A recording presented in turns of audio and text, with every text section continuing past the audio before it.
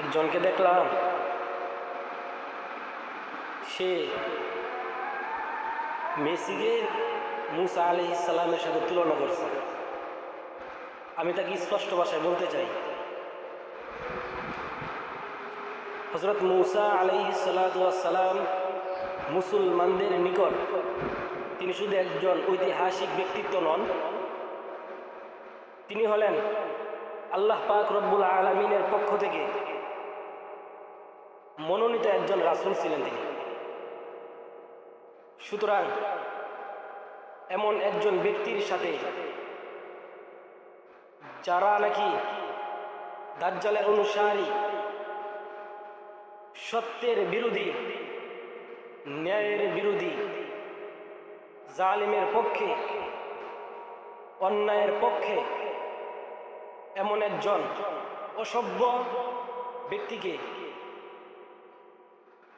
হযরত মুসা আলাইহিস সালামের সাথে কোনো মুসলমানের ভাষা হতে পারে না, এটা কোনো মুসলমানের কথা এটা হতে পারে না। কারণ নবীগণের মর্যাদা আল্লাহ পাক রব্বুল আলামিন স্বয়ং তিনি নির্ধারণ করে দিয়েছেন। সুতরাং এমন একজন ব্যক্তির সাথে কোনো ভ্রান্ত, কোনো জাহেল, কোনো জালেম,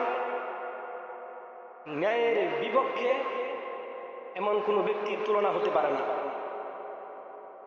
আমি ওই ব্যক্তিকে বলতে চাই, তুমি যদি সত্যি মুসলিম হয়ে থাকো তাহলে আবারও কালিমা পড়ে তুমি নিজে মুসলিম হও, তুমি নিজেকে আবার মুসলিম হিসাবে প্রমাণ করো, তুমি নিজে কালিমা পড়ো, কালিমা পড়ে আবারও মুসলিম তুমি নিজেকে পরিচয় দাও।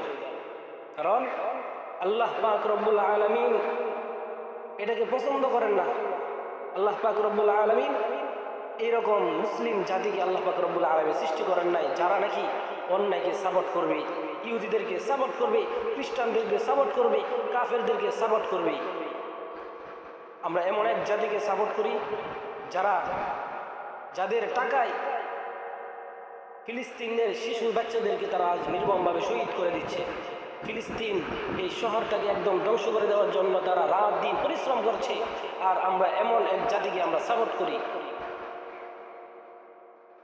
মনে রাখবেন, মান তাশাব্বাহা বিকওমিন ফাহুয়া মিনহুম, যে জাতি যাদেরকে অনুসরণ করবে কাল কিয়ামতের দিন আল্লাহ পাক রব্বুল আলামিন এই জাতিকে ওই জাতির সাথেই তাদেরকে বসবাসের জন্য প্রস্তুত করে দিবেন, ওই জাতির সাথেই তারা বসবাস করবে।